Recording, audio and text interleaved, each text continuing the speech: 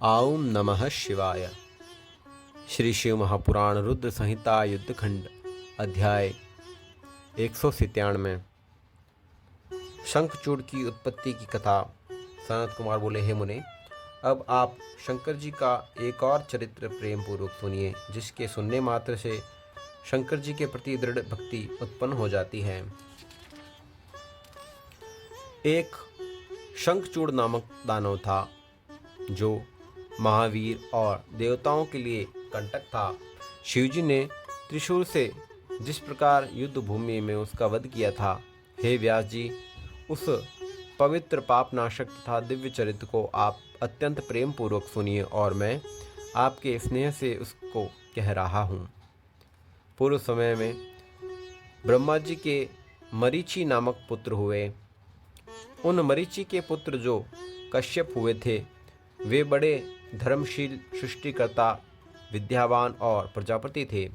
दक्ष ने उनके प्रेम पूर्वक अपनी 23 कन्याएं प्रदान की थी। उनकी बहुत सी संतानें हुई, जिन्हें विस्तार से यहाँ कहना संभव नहीं है।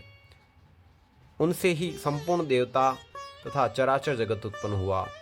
तीनों लोकों में उनको विस्तार में कहने में कौन समर्थ है। अब प्रस्तुत वृतांत को सुनिए, जो शिव लीला से युक्त तथा भक्ति को बढ़ाने वाला है। मैं उसको कह रहा हूँ, आप सुनिए। कश्यप जी की उन स्त्रियों में एक दनु नाम वाली थी, जो सुंदरी, महारूपवती, साध्वी एवं पति के सौभाग्य से संपन्न थी। उस दनु के अनेक बलवान पुत्र थे।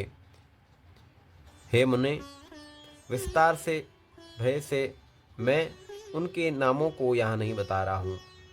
उनके एक विचित्र नाम वाला दानव था। उसके एक विप्रचित्ति नामक एक दानव था, जो महाबली पराक्रमी था। उसका दम नामक पुत्र धार्मिक, विष्णु भक्त और जितेंद्रीय हुआ। उसे कोई पुत्र नहीं था, इसलिए वह चिंताग्रस्त रहता था। उसने शुक्राचार्य को गुरु बनाकर उसने कृष्ण मंत्र प्राप्त करके पुष्कर क्षेत्र में 1,00,000 वर्ष पर्यंत घोर तपस्या की। उसने दृढ़तापूर्वक आसन लगाकर दीर्घ काल तक कृष्ण मंत्र का जप किया। तपस्या करते हुए उस दैत्य के सिर से एक जलता हुआ दुस्सह तेज निकलकर चारों ओर फैल गया। उस तेज से सभी देवता, मुनि और मनुगण संतृप्त हो गए और इंद्र को आगे कर वे ब्रह्मा जी की शरण में गए। उन दोनों ने संपूर्ण संपत्तियों के दाता ब्रह्मा जी को प्रणाम करके उनकी स्तुति की और व्याकुल होकर अपना वृतांत विशेष रूप से निवेदन किया। उसे सुनकर ब्रह्मा भी उन देवताओं को साथ लेकर उसे पूर्ण रूप से विष्णु से कहने के लिए वैकुंठ धाम को गए। वहां जाकर सबकी रक्षा करने वाले त्रिलोकेश विष्णु को हाथ जोड़कर प्रणाम करके वे विनम्र होकर वे सब उनकी स्तुति करने लगे। देवता बोले, हे देव, हम नहीं जानते हैं कि किस तेज से हम सभी अत्यधिक संतृप्त हो रहे हैं। इसमें कौन सा कारण है, उसे आप बताइए। हे दीन बंधो, आप संतृप्ति चित्त से अपने सेवक की रक्षा करने वाले हैं। हे रमानाथ, आप सबको शरण देने वाले हैं। हम शरणागतों की रक्षा कीजिए। सनत कुमार बोले, ब्रह्मा जी की देवताओं की यह बात सुनकर शरणागत वत्सल भगवान विष्णु जी हंसते हुए प्रेम पूर्वक कहने लगे। विष्णु जी बोले, हे देवताओं, आप लोग निश्चित ही शांत रहिए और भयभीत न होइए। प्रलय काल अभी उपस्थित नहीं हुआ है और न ही कोई उपद्रव नहीं होने वाला है। मेरा भक्त दम नामक दानव तप कर रहा है, उसका पुत्र चाहता है, इसलिए वह वरदान देकर शांत कर दूंगा। सनत को बोले, हे मुने, विष्णु जी के ऐसा कहने पर ब्रह्मा आदि भी वे सभी देवता धैर्य धारण करके पूर्ण रूप से स्वस्थ होकर अपने अपने निवास स्थान को चले गए। भगवान विष्णु भी वर देने के लिए पुष्कर क्षेत्र में गए। वहां जाकर दम नामक दानव तप कर रहा था। वहां जाकर विष्णु ने अपने मंत्र का जप करते हुए उस भक्त को सांत्वना देते हुए मधुर वाणी में कहा, वर मांगो। तब विष्णु का यह वचन सुनकर उनको अपने सामने खड़ा देखकर उसने महाभक्ति से उन्हें प्रणाम किया और बार बार उनकी स्तुति की। दम्भ बोला, हे देवेश, हे कमल लोचन, हे रमानाथ, हे त्रिलोकेश, आपको प्रणाम है। मेरे ऊपर कृपा कीजिए। आप मुझे महाबली, पराक्रमी, तीनों लोकों को जीतने वाला वीर, देवताओं के लिए भी अजय और आपकी भक्ति से युक्त पुत्र प्रदान कीजिए।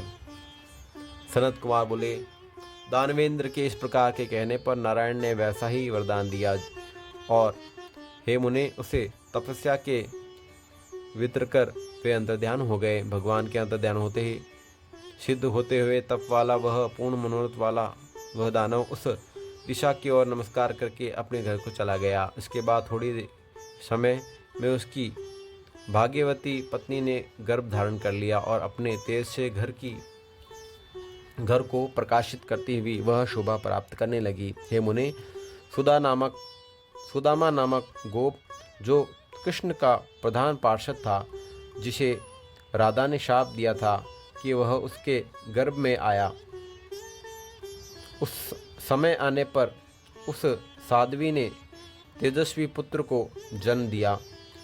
इसके अंतर पिता ने बहुत से मुनियों को बुलाकर उनका जातकर्म संस्कार कराया। हे द्विजश्रेष्ठ, उसके उत्पन्न होने पर महा उत्सव प्राप्त हुआ और पिता ने शुभ दिनों में उसका शंखचूड़ नामक यह नाम रखा। वह शंखचूड़ पिता के घर में शुक्ल पक्ष के चंद्रमा के समान बढ़ने लगा और बाल्यावस्था में ही वह विद्या का अभ्यास कर अत्यधिक तेजस्वी हो गया। वह अपनी बाल क्रीड़ाओं से माता पिता को हर्ष और नित्य बढ़ाने लगा। वह सभी को प्रिय हुआ और अपने कुटुंबियों को भी विशेष रूप से प्रिय हुआ। ओम नमः शिवाय। श्री शिव महापुराण रुद्र संहिता युद्धखंड अध्याय 197 संपूर्ण हुआ।